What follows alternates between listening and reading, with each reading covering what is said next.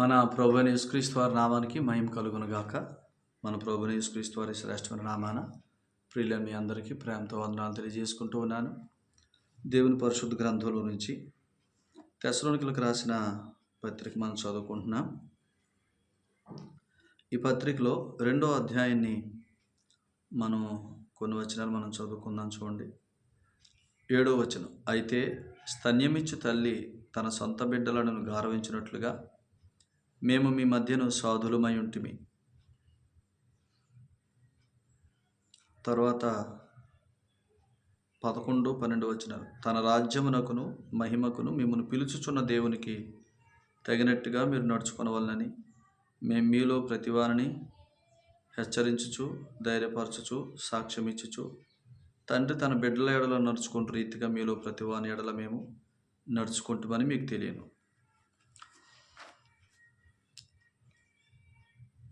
ప్రేమగల మా తండ్రి, మీకు వందనాలు.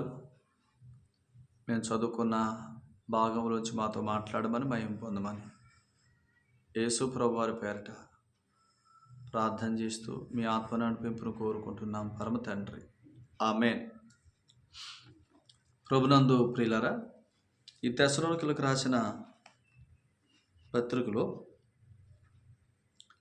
ఇది రాకడ పత్రిక అని మనం విన్నాం. ఎందుకంటే రాకడను గూర్చిన సంగతులు 4వ అధ్యాయంలోను, అప్పుడు జరగబోయే సంగతులు 5వ అధ్యాయంలోను ఇవన్నీ క్లియర్గా రాశాడు. సో ఎందుకు ఇవన్నీ రాస్తున్నాడు అని అంటే, సంఘం అనంటే క్రీస్తు న్యాయపీఠం ఎదుట ప్రత్యక్షం కావాల్సిన వారు ఒకరోజు. కొరింథీయులకు రాసిన 2వ పత్రిక 5వ అధ్యాయం 10వ వచనంలో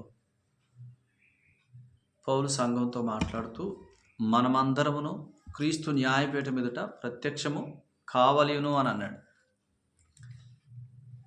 మనందరం క్రీస్తు న్యాయపీఠం ఎదుట ప్రత్యక్షం కావాలా? ప్రతి ఒక్కరూ, యేసుప్రభుని నమ్ముకున్న ప్రతి ఒక్కరూ క్రీస్తు న్యాయపీఠం ఎదుట ప్రత్యక్షం కావాలా? ప్రత్యక్షమైనప్పుడు కలిగేది ఏంటి, జరిగేది ఏంటి అని అంటే, దేవుని రాజ్యమును ఎంత అనుభవించారు ఈ లోకంలో ఉండగానేది. ఇది చాలామందికి అర్థమవుతుంది. చెప్తాను చూడండి. ఈ తెస్సలోనికీయులకు రాసిన పత్రికలో 2వ అధ్యాయంలో 11వ వచనంలో తన రాజ్యమునకును మహిమకును మిమ్మును పిలుచుచున్న దేవుడు అని అన్నాడు. తన రాజ్యమునకును మహిమకును మిమ్మును పిలుచుచున్న దేవుడు. ఈ వచనాన్ని మనం ఇలా చదివితే ఏమంటామంటే పరలోకానికి పిలుస్తున్నాడు అని అంటాం. కాదు, తప్పు అన్నమాట. సంఘం అంటేనే పరలోకంలో ఉన్నవారు. మొదటి అధ్యాయంలో తండ్రి అయిన దేవుని యందును ప్రభు అయిన యేసుక్రీస్తునందును ఉన్న తెస్సలోనికీయుల సంఘం. ఇదే తెస్సలోనికీయులకు రాసిన మొదటి పత్రిక 1వ అధ్యాయం 1వ వచనంలో సంఘం అంటేనే పరలోకంలో ఉన్నవారు, దేవునిలోనూ యేసుక్రీస్తు వారిలోను తండ్రి అయిన దేవుని యందును ప్రభు అయిన యేసుక్రీస్తునందును ఉన్నవారు. ఎఫెసీ 2:7 పరలోకంలో కూర్చున్నవారు. కాబట్టి పరలోకంలో కూర్చున్నట్టు కాదు, లేదా పరలోకం కోసం కాదు. పరలోక రాజ్యం అంటే పరలోకాన్ని ఇక్కడ అనుభవించటం. దీన్నే పరలోక రాజ్యం అన్నాడు. తన రాజ్యము అని అన్నాడు. అర్థమైందా? ఈ 11వ వచనంలో తన రాజ్యమునకును మహిమకును మిమ్మును పిలుచుచున్న దేవుడు. సో ఇలా అనుకోండి, ఇప్పుడు ప్రస్తుతం ఒకప్పుడు మనల్ని పిలిచాడు పరలోకం కొరకు. సువార్తను నమ్మాం. సువార్తను నమ్మినప్పుడే పరలోకం కొరకు పిలిచాడు, పరలోక రాజ్యం కొరకు పిలిచాడు. ఇక్కడ రాజ్యం అంటే పరలోక రాజ్యం. పరలోకం కొరకు అంటే పరలోకంలో కూర్చోబెట్టాడు నమ్మినప్పుడు. పరలోక రాజ్యం అంటే ఇక్కడే పరలోకాన్ని అనుభవించటం, అది పరలోక రాజ్యం. సో అందుకొరకు పిలిచాడు, పరలోకంలో కూర్చోబెట్టడానికి, ఇక్కడ పరలోకం అనుభవించడానికి. అందుకు పిలిచాడు. సో ఇప్పుడు పిలుచుచున్నాడు అని అన్నాడు. చూసారా? తన రాజ్యమునకు మహిమకును మిమ్మల్ని పిలుచున్నాడు. ప్రస్తుతం ప్రతిరోజు ఆయన రాజ్యాన్ని మనం అనుభవించాలి. అందుకనే దేవుని రాజ్యము మీ మధ్యనే ఉన్నది, మీ వద్దకు వచ్చి ఉన్నది, మీ మధ్యనే ఉన్నది అని అన్నాడు ప్రభు సువార్తలో. దేవుని రాజ్యం మీ వద్దకు వచ్చి ఉంది, అది మీ మధ్యనే ఉన్నది అని అన్నాడు. ఆనాడు వారు గుర్తించలా. అంటే వారికి యేసుప్రభుని వారు అంగీకరించలేదు ఆనాటి యూదులు. ఇప్పుడైతే యేసుక్రీస్తు ప్రభువారు ఎప్పుడైతే హెబ్రీ పత్రిక 9:12 ప్రకారం 11:12 ప్రకారం ప్రధాన యాజకుడుగా తన సొంత రక్తాన్ని తీసుకుని తండ్రి కుడి పార్శ్వానికి వెళ్ళాడో మనల్ని కనబరుస్తున్నాడు తండ్రికి. మన పక్షంగా వెళ్ళాడు. హెబ్రీ పత్రిక 9:24 ప్రకారం మన పక్షంగా వెళ్ళాడు, మనల్ని కనబరుస్తున్నాడు. ఇప్పటి నుంచి యేసు ప్రభువారు పరలోకానికి వెళ్ళిన దగ్గర నుంచి పరలోకానికి ఆయన ఎప్పుడైతే చేర్చుకోబడ్డాడో అప్పుడు పరిశుద్ధాత్ముడు దిగి వచ్చాడు. సంఘం ప్రారంభించబడింది. సంఘము ఇప్పుడు పరలోకంలో కూర్చున్న వారి సంఘం అంటే వారికి ప్రతిరోజు వారితో తన ఆత్మ ద్వారా మాట్లాడుతుంది. ఎందుకంటే దేవుని రాజ్యము అనుభవించడం కొరకు ప్రతిరోజు సంఘముతో ప్రభు మాట్లాడుతుంది. ఎందుకు? మనతో ప్రతిరోజు ఆయన మాట్లాడుతుంది. ఎందుకు? ఆయన రాజ్యం అనుభవించాలి. ఎందుకంటే ఆయనతో పరలోకంలో కూర్చున్నాం. మన ప్రధాన యాజకుడు పరలోకంలో ఉన్నాడు, ఆయన కూర్చున్నాడు, మనం కూర్చోబెట్టాడు. ఆయనతో కూర్చున్నామంటే ఇక్కడ రాజ్యాన్ని అనుభవించాలి. సో ఆయన అక్కడ కూర్చున్నది ఎందుకనంటే మనం ఇక్కడ రాజ్యమును అనుభవించడానికి. సో కాబట్టి ఇక్కడ సేవకుడు ఏమని చెప్తున్నాడనంటే, మీ యొద్ద మా ప్రవేశం వ్యర్థం కాలేదన్నాడు. 2వ అధ్యాయం 1వ వచనంలో ఏమన్నాడు చెప్పండి? మీ యొద్ద మా ప్రవేశం వ్యర్థం కాలేదు. ఈ సంఘంలో సేవకుని ప్రవేశం ఏం కాలేదంట? వ్యర్థం కాల. ఆ సేవకుడు సంఘానికి ప్రవేశిస్తుంది ఎందుకు? సంఘం కట్టబడినప్పుడు సేవకుడు సంఘంలో ప్రవేశిస్తుంది ఎందుకు? విశ్వాసులు దేవుని రాజ్యమును అనుభవించాల, దేవుని రాజ్యపు సంగతులు వినాల. దేవుని రాజ్యం అంటే ఇక్కడే పరలోకాన్ని అనుభవించటం, ఇక్కడే పరలోకాన్ని అనుభవించటం. సో అందుకని మీ వద్ద మా ప్రవేశం వ్యర్థం కాలేదు అన్నాడు. ఎందుకు కాలేదంట? 3వ వచనం చదవండి, 2:3. ఏలయనగా మా బోధ కపటమైనది కాదు, అపవిత్రమైనది కాదు, మోసయుక్తమైనది కాదు. 4వ వచనం సువార్త అన్నాడు. చూసారా? మీ యొద్ద మా ప్రవేశం వ్యర్థం ఎందుకు కాలేదంటే మేము సువార్తను బట్టి మీ మధ్య ప్రవేశించాం. సువార్త అంటే ఏంటి? దేవుని రాజ్యపు సంగతులు. దాన్ని రాజ్య సువార్త అన్నాడు. ఇప్పుడు సంఘానికి ప్రకటించేది రాజ్య సువార్త.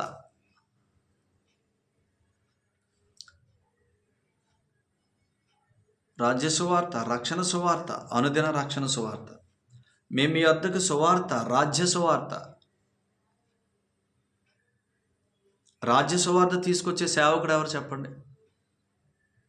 సంఘం దేవుని రాజ్యం అనుభవించాలి, దేవుని రాజ్యం కొరకే సంఘాన్ని ఆయన పిలిచాడు అనే సంగతి ఎరిగిన సేవకుడే.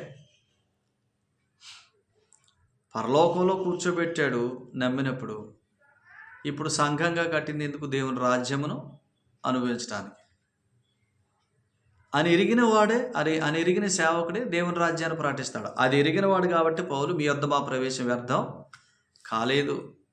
మా బోధ కపటమైంది కాదు, మోసమైంది కాదు, అపవిత్రమైంది కాదు. ఎందుకంటే సువార్తను మాకు అప్పగించుటకు యోగ్యులమని దేవుని ఎడల ఎంచబడిన వారమై మనుషులను సంతోషపెట్టు వారము కాక మన హృదయములను పరీక్షించు దేవుని సంతోషపెట్టు వారమై బోధిస్తున్నాం. చూసారా? ఎక్కడ వీళ్ళు ఎలా బోధిస్తున్నారు? మనుషులను సంతోషపెట్టడానికి కాదు, హృదయములను పరీక్షించే దేవుడు. అంటే దేవుడు హృదయాలను పరీక్షించేవాడు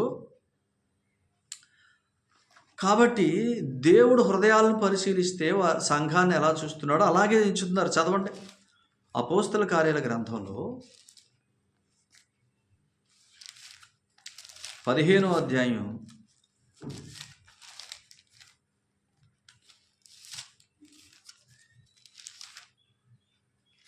15వ అధ్యాయం 9వ వచనం.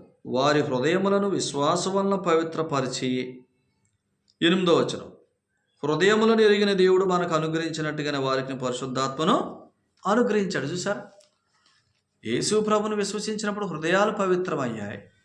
ఈ పవిత్రమైన హృదయాలు పరిశుద్ధాత్ముడు ఉంచాడు. ఎందుకు? పరిశుద్ధాత్ముడి ద్వారా దేవుని రాజ్యం అనుభవించడానికి. ఇక్కడే దేవుని రాజ్యం అనుభవించడానికి.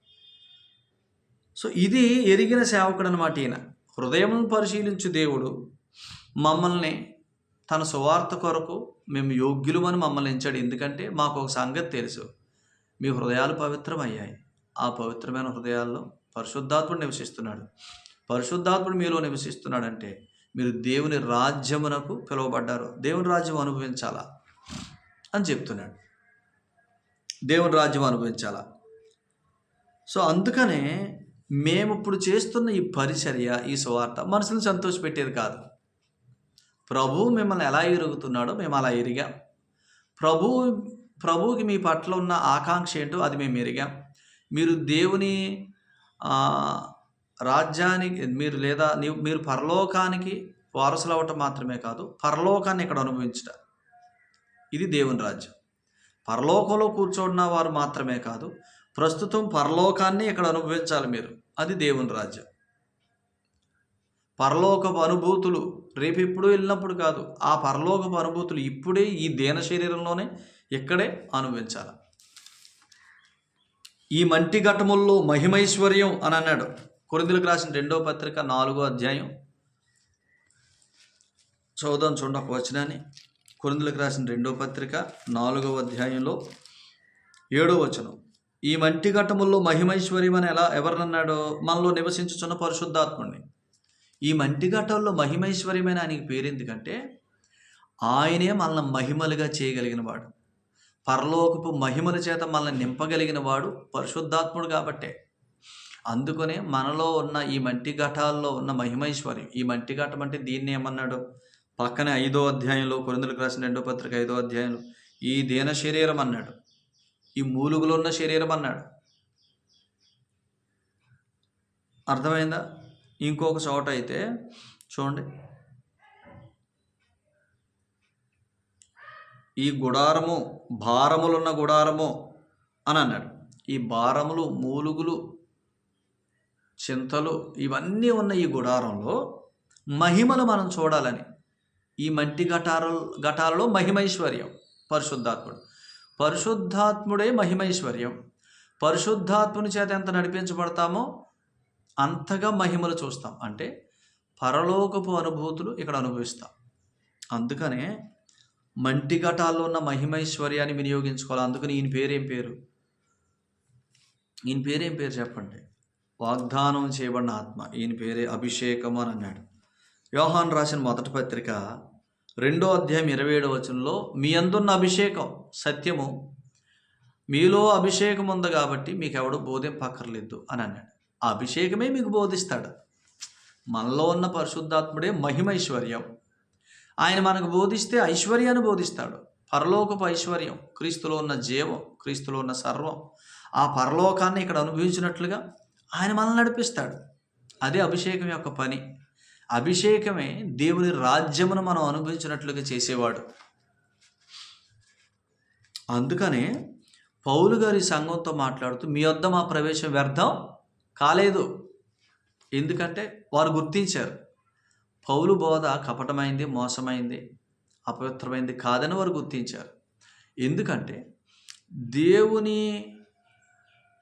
రాజ్యము గురించి బోధిస్తున్నాడు ఈ సేవకుడు. దేవుని రాజ్యం గురించి బోధిస్తున్నాడంటే ఈ సేవకుడు ఏం కన్ఫర్మ్ చేస్తున్నాడు? దేని నిశ్చయమైనట్టు చెప్తున్నాడు? పరలోకంలో ఉన్నారు ఆల్రెడీ, పరలోకాన్ని ఇక్కడ అనుభవించాలి. అది దేవుని రాజ్యం. దీన్ని కన్ఫర్మ్ చేస్తుంది. మీరు క్రీస్తుతో కూడా పరలోకంలో ఉన్నారు, ఇక్కడ పరలోక రాజ్యాన్ని అనుభవించాలి, ఇక్కడే పరలోకం అనుభవించాలి, అది చెప్తున్నాడు.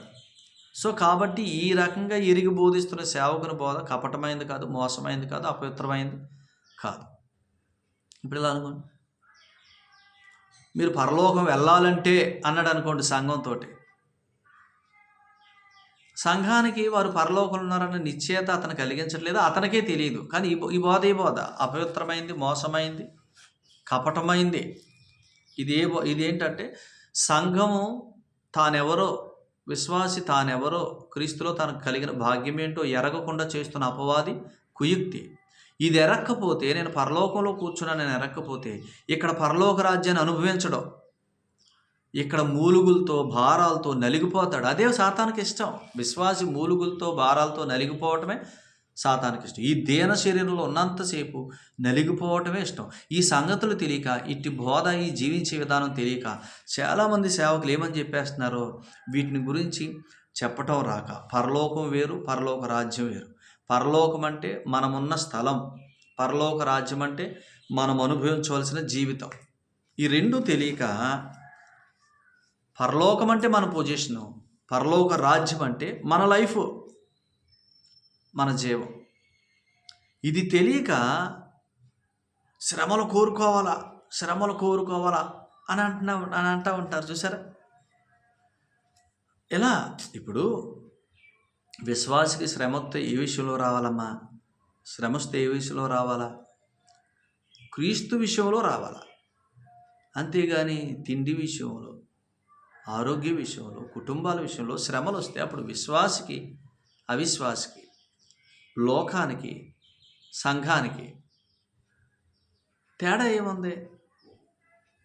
ఏమీ లేదుగా.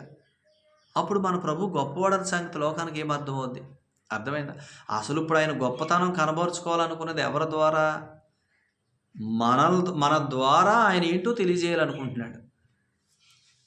అందుకనే కదా మీ క్రీస్తు స్వరూపం మీ అందు ఏర్పడాలా అని అన్నాడు గలతీ పత్రిక 4:19. అంతవరకు నాకు ప్రసవ వేదన అన్నాడు పౌలు. ఎందుకు చెప్పండి? క్రీస్తు స్వరూపం విశ్వాసులు ఏర్పడే వరకు ఎందుకు ప్రసవ వేదన అని అంటే, గలతీ సంఘాలతోనే అలా మాట్లాడాడు. తెస్సలోనిక వారితో ఏమో మీ యొద్ద మా ప్రవేశం వ్యర్థం కాలేదన్నాడు.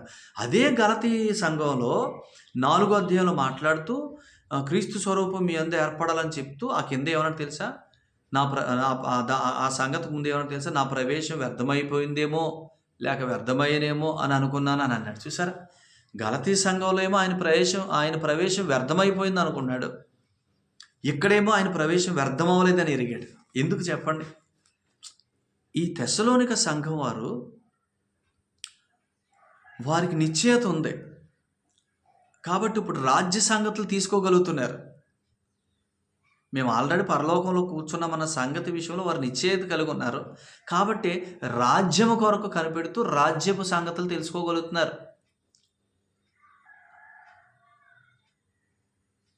కానీ గలతీ సంఘంలో వారు నిశ్చయత లేని వారు ఉన్నారు. అందుకని ప్రవేశం వ్యర్థమైపోతుంది. వారి దగ్గర రాజ్యపు సంగతులు బోధించకపోతున్నారు. అందుకని వారు కృప వ్యర్థం చేసుకుంటున్నారు. కృప వ్యర్థం చేసుకోవద్దని చెప్పాడు. కృప అంటే ఏంటి? మనలో ఉన్న మహిమైశ్వర్యం, పరిశుద్ధాత్మ దేవుడు, అభిషేకం, ఆయన పేరు.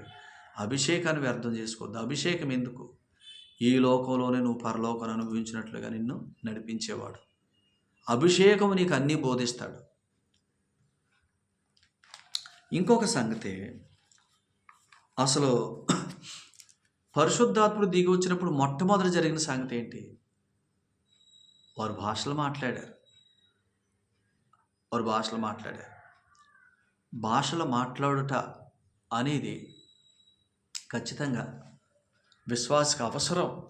అయితే అవి సంఘములో ప్రదర్శించేవి, సంఘంలో ఏదో మనం గొప్పలు చేసుకునే కాదు. కానీ వ్యక్తిగతంగా సంఘాలలో అర్థం చెప్పేవారు లేకపోతే వాటిని వినియోగించవద్దు, ప్రవచించడం మేలు అన్నాడు. కానీ వ్యక్తిగతంగా పరిశుద్ధాత్ముడు ఎప్పుడైతే దిగొచ్చాడో ఫస్ట్ ప్రథమ ఫలములు ఏంటి? పరిశుద్ధాత్ముడు దిగొచ్చినప్పుడు భాషలు మాట్లాడుట అనేది ఖచ్చితంగా అభిషేకం యొక్క ఫస్ట్ స్టెప్. అభిషేకం మనల్ని అందులోకి నడిపించగలిగితే పర్సనల్గా అనుభవంలోనికి ఖచ్చితంగా దేవుని రాజ్యపు సంగతులు ఇంకెక్కువ తెలుసుకుంటాం. దేవుని రాజ్యాన్ని ఇంకెక్కువగా అనుభవిస్తాం. అభిషేకం ఎక్కువగా పనిచేస్తాడు, ఎక్కువగా మనల్ని రాజ్యపు సంగతుల్లోకి నడిపిస్తాడు. ఎందుకనంటే అభిషేకం ద్వారా మనకు కలిగే ఆత్మవరం లేదా ప్రథమ ఫలం అనే ఆ భాషలు మనం మాట్లాడుతున్నప్పుడు అవి మన మనసుకి ఫలవంతంగా ఉండవు. నేను మాట్లాడుతుంది కరెక్టేనా తప్ప అనే దాంట్లో ఉంటుంది. అయినా సరే పౌలు ఏమన్నాడు? నా మనసు ఫలవంతంగా ఉండదు, అయినా మీ అందరికంటే ఎక్కువ నేను మాట్లాడుతున్నాను అన్నాడు. 12, 13, 14 వచనాల్లో వీటి గురించిన సంగతులు ఉన్నాయి కొరింథీయులకు రాసిన మొదటి పత్రికలో. సో కాబట్టి వ్యక్తిగతంగా మనం ఆత్మలో ప్రార్థించుట అనే అనుభవం మనల్ని అభిషేకం యొక్క అనుభవంలోనికి, అభిషేకం యొక్క ఉన్నతమైన అనుభవంలోనికి మనల్ని నడిపిస్తుంది. ఎక్కువగా అభిషేకం ద్వారా వచ్చే సంగతులు ఎక్కువగా గ్రహించగలుగుతాం. అప్పుడు ఎక్కువగా దేవుని రాజ్యాన్ని అనుభవించగలుగుతాం. కాబట్టి భాషలు అనేవి ఎలా వినియోగించుకోవాలో తెలియక లేవు, అవి కుదరవు అనేస్తున్నారు. కానీ భాషలు అనేది విశ్వాస యొక్క వ్యక్తిగత ప్రయోజనం, అసలు క్షేమాభివృద్ధి, వాటిలోనే సమస్తం ఉంది. అసలు ఆత్మ యొక్క ప్రథమ ఫలములు ఎప్పుడైతే పరిశుద్ధాత్ముడు వచ్చాడో, ప్రథమ ఫలములు వారు భాషలు మాట్లాడారో, అసలు వారు ఏం మాట్లాడుతున్నారు వారికి తెలియదు. వాళ్ళ చుట్టూ ఉన్న వాళ్ళకి తెలిసి వారు ఏం మాట్లాడుతున్నారు. ఇప్పుడు అలా జరిగేదే కాదు. అప్పుడంటే ఇప్పుడు పరలోకంతో మాట్లాడుతున్నాం. ప్రభువుకే తెలుసు ఆ సంగతులు. అవి మన మనసుకు ఫలవంతంగా ఉండవు, మనకు అర్థం కావు. మనం ఏం మాట్లాడుతున్నాం మనకు తెలియదు. దాన్ని అవి ఉచ్చరింప సఖ్యంగాని మూలుగులు అన్నాడు. వాటిని యాజ్ ఇట్ ఈజ్గా ఇంకొకరు కూడా అనలేరు. అసలు ఆ సంగతులు ఎవరు తెలుసుకోలేరు. అవి దేవునికి, మనకి, నీకును దేవునికి అన్నాడు. కాబట్టి ప్రథమ ఫలములు, ఆత్మ యొక్క ప్రథమ ఫలములు అనగా ఆ పరిశుద్ధాత్మ వరము, భాష వరం అనేది ఎప్పుడైతే కృమ్మరించబడిందో అంతవరకు మనసు కుదరని పేతురు నీ మనసు తిరిగిన తర్వాత నీ సహోదరుని స్థిరపరచమన్నట్టుగా ఆ ఆదిమ సంఘంలో మొట్టమొదటి లేచి ప్రభువుని గురించి అభిషేకం వెంటనే ఎవరి గురించి చెప్పాడు అని అంటే ప్రభువు గురించి చెప్పాడు. దేవుని సేవకుడైన యేసుక్రీస్తు గురించి చెప్పాడు. కాబట్టి మనలో ఉన్న అభిషేకం మనకు అన్నీ బోధిస్తాడు. అభిషేకం ద్వారా వస్తున్న వరాన్ని మనం ప్రేమించాలి, అది గుర్తుపెట్టుకోండి. సో ఈ తెస్సలోనిక వారికి సంగతి అర్థమైంది. వారు ఎక్కడున్నారో వారికి అర్థమైంది, వారు ఏం వినాలో వారికి అర్థమైంది. కాబట్టి ఇప్పుడు పౌలు మా ప్రవేశం వ్యర్థం కాలేదు, ఎందుకంటే మీరు ఎరిగారు మా బోధ కపటమైంది కాదని, అపవిత్రమైంది కాదని, మోసయుక్తమైంది కాదని మీరు ఎరిగి మా సువార్త, దేవుని రాజ్య సువార్త మీకు ప్రకటిస్తుంటే మీరు సంతోషించారు. మాకు కూడా ఈ సువార్త ప్రాటిస్తున్నప్పుడు మేము కూడా అతిశయిస్తున్నాం. ఏంటో తెలుసా? మేము మనుషులను సంతోషపెట్టట్లేదు, దేవుని సంతోషపెడుతున్నామని మా అతిశయం. దేవుని సంతోషపెడుతున్నారు, ఎందుకంటే సంఘానికి ఏం బోధించాలో అది బోధిస్తున్నారు. సో అందుకని వీళ్ళు ఏమన్నారు తెలుసా? ఈ సేవకులు తల్లి తండ్రిగా పోల్చబడ్డారు. స్తన్యమిచ్చు తల్లి, తండ్రి తన పిల్లల ఎడల నడుచుకుని రీతి, స్తన్యమిచ్చు తల్లి రీతి, తండ్రి తన పిల్లల ఎడల నడుచుకోను రీతి. చూసారా? సేవకుడు తండ్రి, తల్లి. చాలామంది మన మధ్యకు వచ్చి వాక్యం చెప్పి వెళ్ళిపోతారు. వాక్యం చెప్పే వాళ్ళందరూ సేవకులు కాదు, వాక్యం చెప్పే వాళ్ళందరూ తల్లి, తండ్రి కాదు. సేవకుడే మన తల్లి, తండ్రి. సేవకుని స్థానం వేరు, సేవకుని పిలుపు వేరు, సేవకుని ప్రత్యేకత వేరు, సేవకుని అభిషేకం వేరు. కాబట్టి మీ సంఘాలలో లేదా మన సంఘాలలో మనకు దేవుని రాజ్యమును గూర్చిన సంగతులు బోధించే అభిషేకం గలవారు ఉండాలి. దేవుడు అట్టి వారిని మన మధ్య లేపునుగాక. సంఘం అంటే ఎవరో ఎరిగితే సంఘానికి ఏం బోధించాలో ఎరుగుతారన్నమాట. పౌలుకు తెలుసు సంఘం అంటే పరలోకంలో ఉన్నారు, ఇప్పుడు వీరు బోధించాల్సిన పరలోక రాజ్యపు సంగతులని. కాబట్టి ఆ సేవకుడు ఆ సంగతులు బోధిస్తున్నాడు కాబట్టి ఆనందిస్తున్నాడు. ఆ సంగతులు వారు తీసుకోగలుగుతున్నారు తెస్సలోనిక వారు. అందుకనే మా ప్రవేశం వ్యర్థం కాలేదంటున్నాడు. గలతీ వారు తీసుకోలేకపోయారు, ఎందుకంటే వారికి నిశ్చయత లేదు. విశ్వాస మూలంగా నీతివంతులు విశ్వాస మూలంగా జీవించాలన్నదే లేదు. జీవించడం అనే దాన్ని పక్కన పెట్టారు. జీవించడం అనేది శరీర సంబంధంగా అనుకుంటున్నారు. మనలో అభిషేకం ఉన్నాడు. ఆ అభిషేకం మనకు అన్నీ బోధిస్తాడు. అభిషేకం బోధించే సంగతులను బట్టి జీవించటమే జీవితం. అదే విశ్వాస జీవితం. అదే సువార్త వలన జీవించుట, దేవుని నోటి నుంచి వచ్చే మాట వలన జీవించడం అనే సంగతి గలతీలు ఎరగలేదు. కేవలం వారు ఆత్మ పొందుకున్న వారుగా ఉన్నారు కానీ ఆత్మచేత నడిపించబడేవారుగా లేరు గలతీ సంఘంలో.